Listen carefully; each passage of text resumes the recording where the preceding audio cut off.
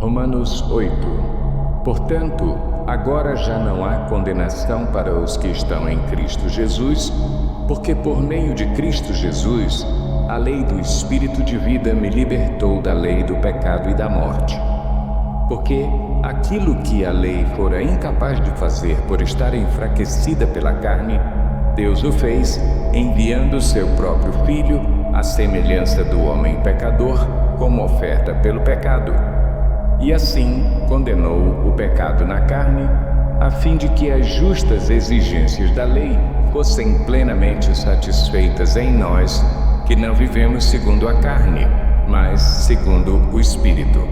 Quem vive segundo a carne tem a mente voltada para o que a carne deseja, mas quem vive de acordo com o Espírito tem a mente voltada para o que o Espírito deseja. A mentalidade da carne é morte, mas a mentalidade do Espírito é vida e paz. A mentalidade da carne é inimiga de Deus porque não se submete à lei de Deus, nem pode fazê-lo.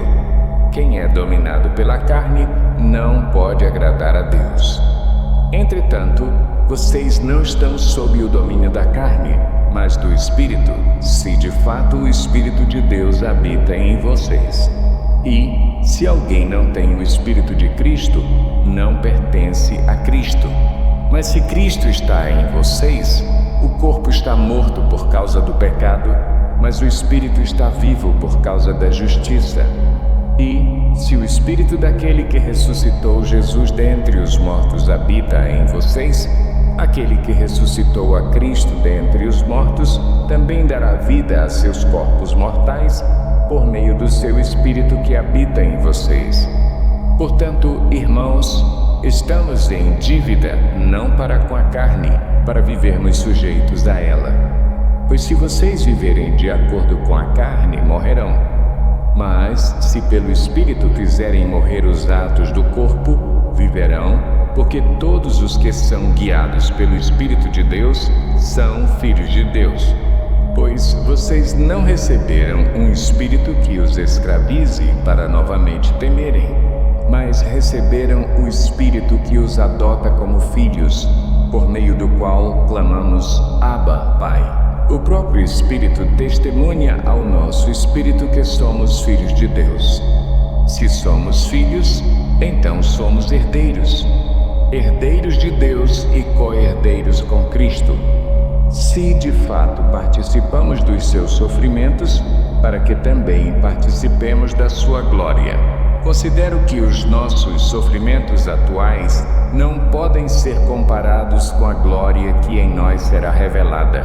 A natureza criada aguarda, com grande expectativa, que os filhos de Deus sejam revelados, pois ela foi submetida à inutilidade, não pela sua própria escolha, mas por causa da vontade daquele que a sujeitou, na esperança de que a própria natureza criada será libertada da escravidão da decadência em que se encontra, recebendo a gloriosa liberdade dos filhos de Deus.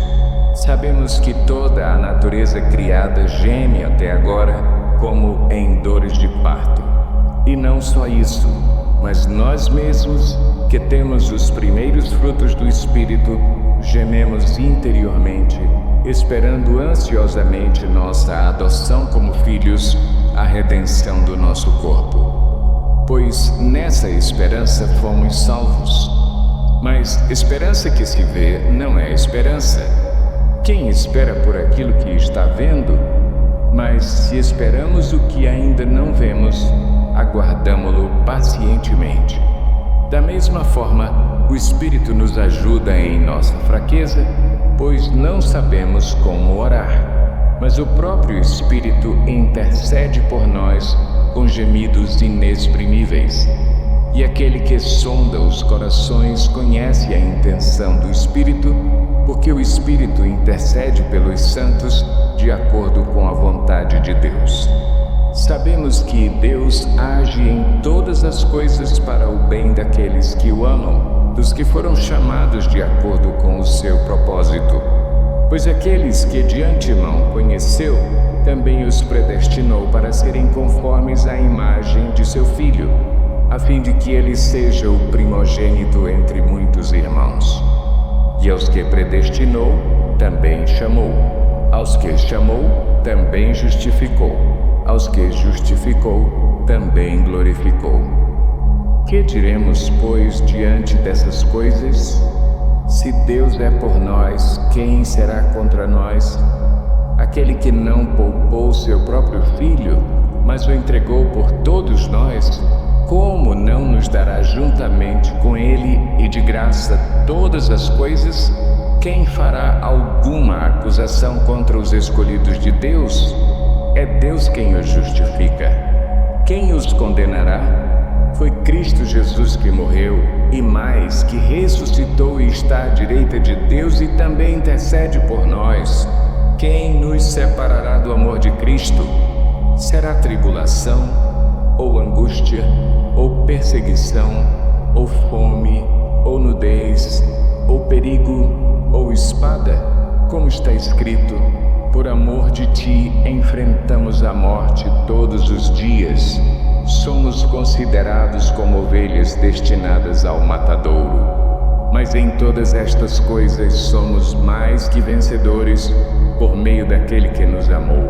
Pois estou convencido de que nem morte, nem vida, nem anjos, nem demônios, nem o presente, nem o futuro, nem quaisquer poderes, nem altura, nem profundidade, nem qualquer outra coisa na criação será capaz de nos separar do amor de Deus que está em Cristo Jesus, nosso Senhor.